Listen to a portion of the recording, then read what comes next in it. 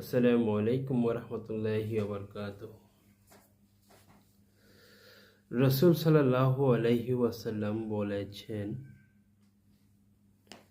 নিজের অপরাধ প্রকাশকারী ছাড়া আমার সমস্ত উম্মতের গুনাহ মাফ করে দেওয়া হবে। সুবহানাল্লাহ। নিজের দোষ ত্রুটি প্রকাশ করা মানে হচ্ছে এই যে মানুষ রাতে কোনো ধরনের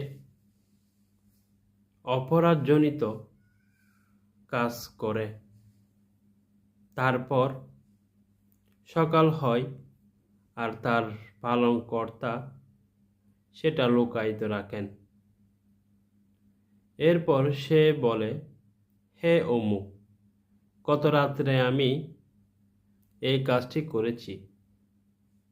অথচ রাতে তার পালনকর্তা সেটাকে গোপন রেখেছিলেন আর সে রাত অতিবাহিত করেছিল,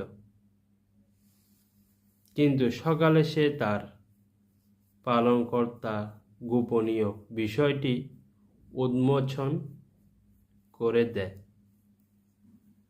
তাই আল্লাহ তাআলা, আপনি যাই করেন না কেন, আপনার অপরাধজনিত গুনার কাজ যাই হোক না কেন, অন্যকে প্রকাশ করা থেকে বিরত থাকবেন।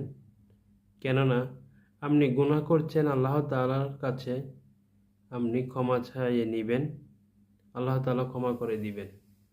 আল্লাহ তাআলা সবাইকে বোঝার তৌফিক দান করুক। আমিন। আসসালামু আলাইকুম ওয়া রাহমাতুল্লাহি ওয়া বারাকাতুহু।